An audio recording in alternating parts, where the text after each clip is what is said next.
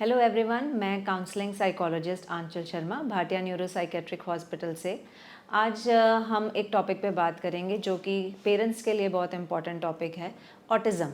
हम सब ने ये डिसऑर्डर के बारे में सुना होगा, लेकिन जानकारी इतनी नहीं हमारे पास होगी। सो हम इसी टॉपिक के ऊपर जानकारी हासिल करेंगे। ऑटिज़म एक न्यूरो डेवलपमेंटल डिसऑर्डर है जो कि बच्चों की बहुत ही यंग एज से जिसका ऑनसेट हो जाता है। जनरली पाया गया है कि जो इसका ऑटिज़म का ऑनसेट है वो 5 to 6 मंथ्स की एज से ऑनसेट हो जाता है, लेकिन मेजॉरिटी ऑफ केसेस में ऐसा भी देखा गया है कि 1-1.5 साल की उम्र तक बच्चे बहुत अच्छे से अपने डेवलपमेंटल माइलस्टोन्स को फॉलो करते हैं। मेजॉरिटी ऑफ केसेस में ये देखा गया है कि 1-1.5 ईयर्स की एज तक जो हमारे बेसिक माइलस्टोन्स होते हैं, जैसे कि अपना नेक का वेट होल्ड करना, बैठना, चलना शुरू हो जाना, बातचीत करना, बेसिक वर्ड जैसे मम्मा पापा बोलना, बच्चे नॉर्मल बोल पाते हैं। लेकिन सडनली ही 1.5 साल या 1-1.25 साल के बाद क्या होता है कि बच्चों में डिटीरियोरेशन आनी शुरू हो जाती है। सडनली पेरेंट्स कहते हैं कि पहले तो कुछ महीने पहले ये बिल्कुल नॉर्मल चल रहा था या बात कर रहा था, बोल रहा था, और अभी सडनली कोई भी वर्ड नहीं बोलता है। ये मम्मा भी नहीं बोल पा रहा है, पापा भी नहीं बोल पा रहा है। तो बहुत बारी ऐसे देखा गया है कि सडन डिटीरियोरेशन हो जाती है। ये एक सब काफ़ी बड़ा रेड सिग्नल रहता है ऑटिज़म जैसे डिसऑर्डर में। अब कुछ ऐसे सिम्टम्स या रेड अलर्ट्स हैं जो पेरेंट्स को पता होने चाहिए कि ऑटिज़म में रहते हैं। सबसे पहले तो रहता है कि ऐसे बच्चों में जब हम छोटे रहते हैं, जब हम नाम लेते हैं बच्चों का, तो बच्चे सडनली एक रिस्पॉन्स देते हैं। आप बच्चे का नाम लोगे तो बच्चा मुड़ के आपको देखेगा। लेकिन जिन बच्चों में ऑटिस्टिक स्पेक्ट्रम के डिसऑर्डर के सिम्टम्स हैं या ऑनसेट हो रहा है, वो बच्चे नेम आइडेंटिफिकेशन में काफ़ी पुअर रहते हैं। आप उनसे बात करेंगे या नाम लेने की कोशिश करेंगे, बच्चा आप पे नहीं देखेगा। आप आवाज़ लगाओगे बच्चे का नाम लेकर, बच्चा फिर भी आपको नहीं कोई रिस्पॉन्स देगा। तो काफ़ी बारी पेरेंट्स एक ENT चेकअप्स के लिए जाते हैं। अगर तो हियरिंग में कोई इशू नहीं है तो definitely it is a big red alert for the parents कि बच्चा क्यों आइडेंटिफाई नहीं कर पा रहा है अपने आप को। अपने आप में बहुत लॉस्ट रहना, दुनिया से थोड़ा कटे हुए रहना। पेरेंट्स कहते हैं बच्चा अपने आप तक सीमित रहता है, अलग अलग, बिल्कुल चुप चुप या अपने आप तक सीमित रहेगा, बाकी बच्चों के साथ नहीं घुल पा रहा है, बाकी बच्चों के साथ खेल नहीं पा रहा है। इस तरीके के सिम्टम्स पाए जाते हैं। सेकेंड रहता है कि कम्युनिकेशन।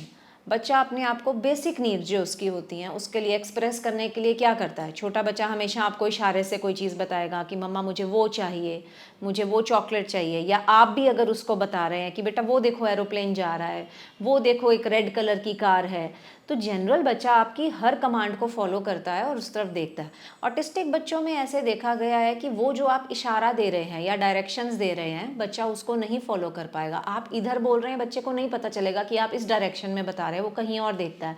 या अपनी नीड्स जो बेसिक हैं, खाना चाहिए, पानी चाहिए, उसको उस तरीके से एक्सप्रेस नहीं कर पा रहा है, नहीं बता पाएगा कि मम्मा मुझे खाना खाना है। ये एक बेसिक वर्ड या बेसिक सेंटेंस भी उसके लिए बहुत ही मुश्किल हो जाता है एक्सप्लेन करना। तो ये हमारा कम्युनिकेशन के लिए रहता है। बाकी बाकी लोगों से भी बात करना, आई कांटेक्ट नहीं बना पाएगा। आप आवाज़ लगाओगे, इधर से आवाज़ आ रही, बच्चा हमेशा दूसरी तरफ देखेगा, आंख नहीं मिला पाएगा, उसको डिस्कम्फर्ट लगेगा लोगों में, अकेला घूमते रहेगा इधर उधर। एक कमरे में है तो कभी इधर चक्कर लगा रहा है, कभी उस कोने में जा रहा है, टिकेगा नहीं एक जगह, कॉर्नर टू कॉर्नर। बहुत बारी देखा गया है कि इस तरह के पैटर्न रहते हैं। बच्चे राउंड मोशन में गोल गोल घूमते हैं, रोल होना शुरू हो जाते हैं। और ऐसा भी देखा गया है कि जैसे कोई दीवार ही है, क्लाइंबिंग इसको कहते हैं कि बच्चे बहुत क्लाइंब करते हैं। कोई भी चीज़ है उसके ऊपर चढ़ने की कोशिश करेंगे, दीवार है उसके ऊपर स्टेप ऑन करने की कोशिश करेंगे, कोई सोफ़ा है उसके ऊपर चढ़ने की कोशिश करेंगे। तो नॉर्मल शांत से रिलैक्स रह के बच्चे नहीं रह पाते हैं। सेंसरी डिस्कम्फर्ट काफ़ी होता है ऐसे बच्चों में। मतलब कि जो एक नॉर्मल आवाज़ें हैं, जैसे घर गृहस्थी में हमारे कुकर की वॉइस है, उसकी सीटी की आवाज़ आती है, मिक्सर ग्राइंडर चल रहा है, या किसी ने ऊंची चिल्ला के बात की, तो ऐसे बच्चों के लिए बहुत डिस्कम्फर्टिंग हो जाता है ऐसी आवाज़ों को लेना। तो काफ़ी बार बच्चे अपने कान हमेशा बंद करके रखेंगे। जहाँ पे भी शोर शराबा आएगा उंगलियाँ डाल के अपने कानों में घूमते हैं, उन्हें अच्छा नहीं लगता है। उस माहौल में बच्चे बहुत डिस्कम्फर्ट में चल जाते हैं, जिसके कारण इरिटेशन होती है, चिल्लाना शुरू हो जाते हैं, गुस्से में आते हैं, भागना शुरू हो जाएंगे, अवॉइड करेंगे जाने के लिए, इस तरह से। या चलते चलते और सेंसरी में जैसे मैंने बोला, वॉल के साथ अपने आप को रब करना, ये आम है तो उसके वॉल के साथ अपने आप को घसीटते जाएंगे, इस तरीके से चलना। रोलिंग मोशन बहुत पसंद रहता है इन बच्चों में ऑटिज़म में। टॉयज़ हैं उनको रोल रोल करेंगे, अगर उनकी कोई कार है उसको भी पकड़ के घुमाकर व्हील्स को मूव करते रहना, गोल गोल घुमाना, या इस तरीके की मूवमेंट्स। ऐसे बच्चों की जो स्पीच भी रहती है या कुछ भी हैबिट्स रहती हैं, लर्नड बिहेवियर्स रहते हैं, लर्नड स्पीचेस रहती हैं। लर्नड स्पीचेस का भाव है कि मतलब जैसे एक टिपिकल सी लाइन उन्होंने सीख ली है, वो वही रिपीट करते जाएंगे। मतलब आप जो जनरली बात कर रहे हैं अपने आप से स्पॉन्टेनियस बना के एक्सप्रेस करने की, वो वैसे नहीं कर पा रहे हैं। एक पर्टिकुलर रट्टाफिकेशन है, वो वही रिपीट करते जा रहे हैं।